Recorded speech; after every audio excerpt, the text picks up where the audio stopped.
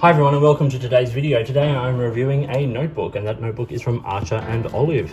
Now Archer and Olive were very kind and sent me out this book for review. This is the B6 dot grid notebook. Lovely hardcover. It's got 160 GSM paper, 112 sheets or pages in this case. Ultra thick paper for no ghosting or bleeding, perfect for markers, fountain pens and even paint. I'm looking at this from fountain pen use. I think it's great. Now, I already had a book from Archer and Olive, the A5 notebook, so you can see there the difference in size, but a lot of them come with these lovely little sort of patterns on it. This is the Constellation one, and they're really good quality, well-made books. And the paper is very, very luxurious. So, yes, let's take this off and let's have a look at the book. Now, I've been using this for, a couple of weeks. And I think it's a really, really interesting book. Now, the B6 is interesting. A5 is the standard for things like bullet journaling.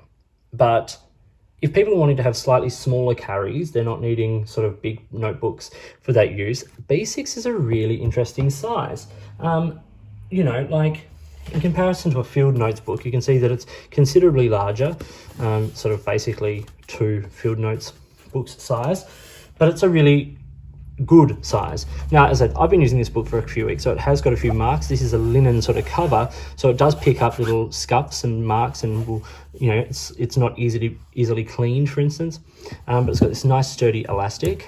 It's got a pen loop there and 2 ribbons, which are of a sort of a decent sort of length, not long enough to quite pull through, but enough to sort of give you that leverage through. Now, I've closed off some pages with it that I've been using, but you can see here that the dot grid, it's not too obtrusive. It's definitely present on the page. I think it's a 5mm grid, but it's not sort of so dark and so sort of present that it sort of gets in the way. It is thick, luxurious paper, 160 GSM. I've done some little tests to show you sort of what it's about.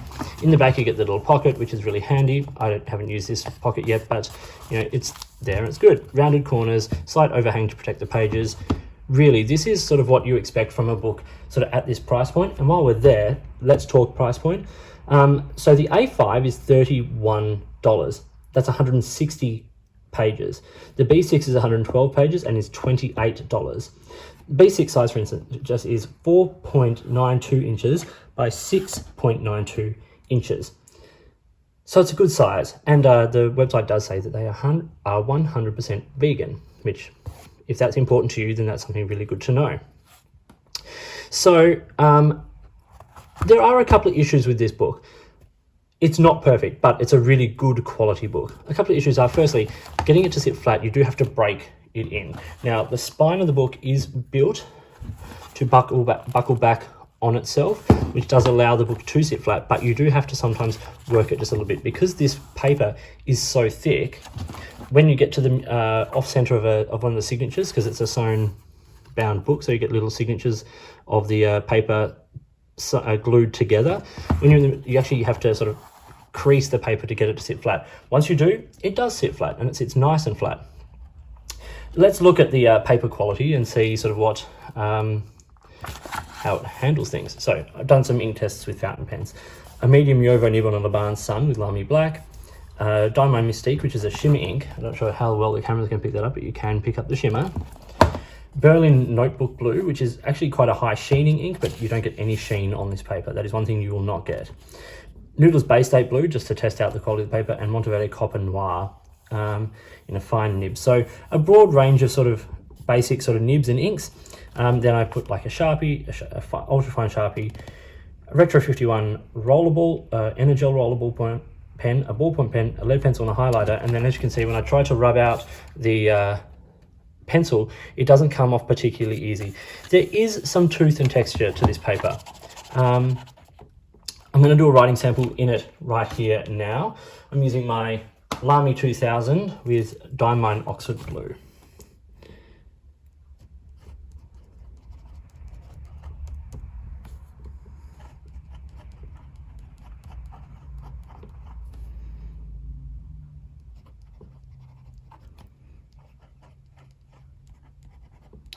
So firstly, you can hear the tooth on that paper. You can, like,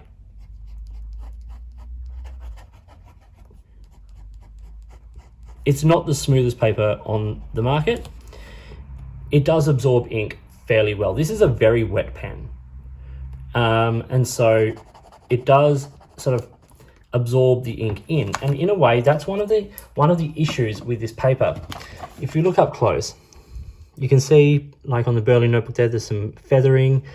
Even on the Lamy there, you can see feathering. Now, they are wet pens. Not quite as wet pen like the Moonman T1 there. The Copper Noir performs not so bad. Base 8 Blue in the Jinhao Fine looks okay. As I said, there's some shimmer there on the Diplomat, Diamond Mystique, sorry. And there, Lamy Black, there's a little bit of feathering. Not so bad. Everything down here performs relatively well. But if we turn the page over, because it is such thick paper, firstly, there is no ghosting. You can barely see written on the other side of this page. But also, what has come through? Like, there's a couple of little tiny marks where the Sharpies come through and Berlin Notebook Blue, but really nothing else has come through. So this paper does handle ink very well. Now, as I said, it does say it can be used with paint. Some of the reports I've read and seen about this paper with watercolors and things like that is that it does buckle, and some of the water does come through, particularly if you're painting particularly wet. But for pens and markers and stuff like that, really, like, that performs really well. I'm super impressed. But what else would you expect from 180 GSM paper? The weight of this paper is double the weight of standard Rhodia paper. So yes, this isn't coated paper like Rhodia. That's where Rhodia becomes fountain pen friendly, is a coating on it. This becomes fountain pen friendly from the point of view that you won't get bleed through. But because the paper doesn't have a coating and it is absorbent, you do get feathering. So just something to be aware of.